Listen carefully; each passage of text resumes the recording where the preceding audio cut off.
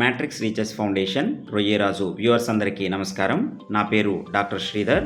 నేను ఆదిక వినయ విశ్వవిద్యాలయం ఆక్వాకల్చర్ డిపార్ట్మెంట్లో అసిస్టెంట్ ప్రొఫెసర్గా పనిచేస్తున్నాను. ఈ వారం అడగండి చెప్తాం కార్యక్రమంలో భాగంగా మీ ప్రశ్నలకు సమాధానం ఇవ్వబోతున్నాను. మొదటి ప్రశ్న, రొయ్యలలో విటమిన్ సిని ఎప్పుడు అప్లై చేసుకోవాలి?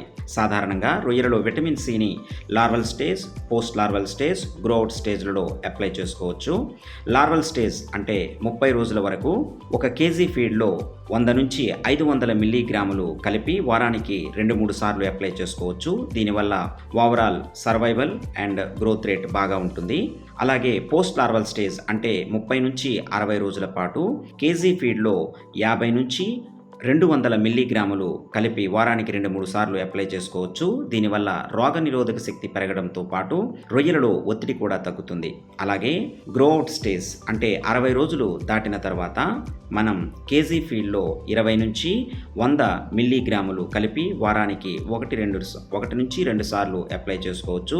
దీనివల్ల ఓవరాల్ హెల్త్తో పాటు గ్రోత్ రేట్ కూడా బాగా ఉంటుంది. అలాగే శీతాకాలంలో మనకి సాధారణంగా కనిపించే స్లో గ్రోత్ రేట్ సమస్యను నివారించడానికి కూడా ఈ విటమిన్ సిని ఉపయోగించవచ్చు. దీనివల్ల ఆర్గానిజం ఓవరాల్ హెల్త్ పెరుగుతుంది. రెండవ ప్రశ్న, చలికాలంలో రొయ్యల సాగులో ఎలాంటి జాగ్రత్తలు తీసుకోవాలి? సాధారణంగా చలికాలం పోస్ట్ మాన్సూన్ సీజన్లోకి వస్తుంది.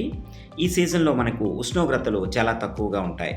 కాబట్టి ఆర్గానిజం ఈ రొయ్యలలో మెటబాలిక్ రేట్ అనేది చాలా తక్కువగా ఉంటుంది. అలాగే మనకి రొయ్యలలో ఈ ఉష్ణోగ్రత వ్యత్యాసం వల్ల ఫీడ్ తీసుకోవటం కూడా తక్కువగా ఉంటుంది. కాబట్టి ఈ ఫీడ్ ఎప్పుడైతే తీసుకోదో అన్ఈటెన్ ఫీడ్ అంతా కూడా మనకి పాండ్ బాటంలోనికి వెళ్ళి unwanted toxic gases, ammonia nitrite లాంటివి రిలీజ్ అవ్వడానికి, గట్ సమస్యలు రావడానికి, స్లో గ్రోత్ సమస్యలు వచ్చే అవకాశం చలికాలంలో ఎక్కువగా ఉంటుంది. కాబట్టి వీటిని నివారించడానికి చెక్ ట్రే మానిటరింగ్ సరిగ్గా చేసుకుంటూ గట్ ప్రోబయోటిక్స్ని ఉపయోగించుకుంటూ పాండ్ బాటంలో ఫీడ్ అక్యుములేషన్ లేకుండా పాండ్ బాటం సరిగా ఉండేటట్టు చూసుకోవడం చాలా అవసరం. అలాగే పాండ్లో సరైనటువంటి ఉష్ణోగ్రత ఉండేటట్టు చూసుకోవాలి.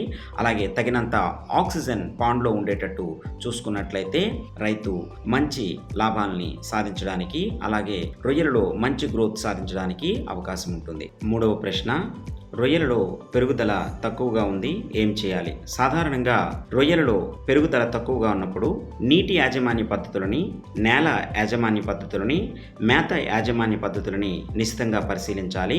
నీటి యాజమాన్య పద్ధతులలో టెంపరేచర్ 22 నుంచి 30 డిగ్రీల సెంటీగ్రేడ్ ఉండేటట్టు, pH 7.5 నుంచి 8.5 ఉండేటట్లు, అలాగే ఆక్సిజన్ గ్రేటర్ దాన్ 4 ppm ఉండేటట్లు చూసుకోవటం అవసరం. అలాగే అమోనియా లాంటి toxic gases less than 1 ppm ఉన్నట్టు చూసుకోవాలి. నేల యాజమాన్య పద్ధతులలో అడుగు భాగంలో స్లెడ్జ్ లేకుండా అడుగు భాగం క్లీన్గా ఉండేటట్టు చూసుకోవాలి.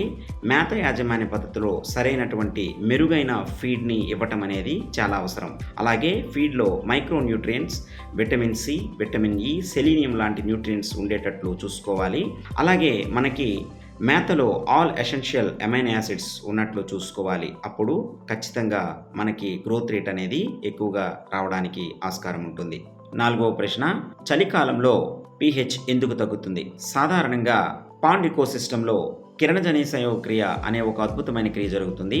దీనికోసం ఫైటోప్లాంక్టాన్ CO2ని ఎక్కువగా ఉపయోగించుకుంటాయి. అయితే కాంతి సమక్షంలో ఈ క్రియ జరుగుతుంది. చలికాలంలో ఉష్ణోగ్రతలు అనేవి చాలా తక్కువగా ఉంటాయి. ఈ కారణం చేత ఫైటోప్లాంక్టాన్ నెంబర్ కూడా తక్కువగా ఉంటుంది. అందువలన ఫైటోప్లాంక్టాన్ CO2 వినియోగించుకోవడం కూడా తగ్గుతుంది. ఈ కారణం చేత పాండ్లో CO2 లెవెల్స్ పెరిగి మనకి pH అనేది తగ్గడం జరుగుతుంది. సాధారణంగా రొయ్యల చెరువుల్లో pH 7.5 నుంచి 8.5 వరకు ఉండాలి. pH ఎప్పుడైతే తగ్గిందో మనం లైమ్ని అప్లై చేసుకొని pH పెరిగేటట్టు చూసుకోవాలి. ఐదవ ప్రశ్న, లో సెలినిటీలో లూజ్ షెల్ వచ్చే అవకాశం ఉందా?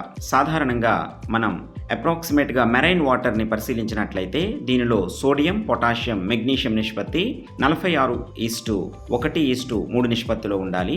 ఎప్పుడైతే మనకి సెలినిటీ తగ్గిందో ఇందులో మినరల్ శాతం అనేది తగ్గడం జరుగుతుంది. దీనివలన లూజ్ షెల్ వచ్చే అవకాశం ఉంది. మనం నీటి నాణ్యత ప్రమాణాలను సరిచూసుకుంటూ మినరల్ అప్లికేషన్ ఇచ్చుకుంటూ ఈ సమస్యను మనం తగ్గించవచ్చు. మన రొయ్యరాజు యాప్ని డౌన్లోడ్ చేసుకొని లబ్ధి పొందండి.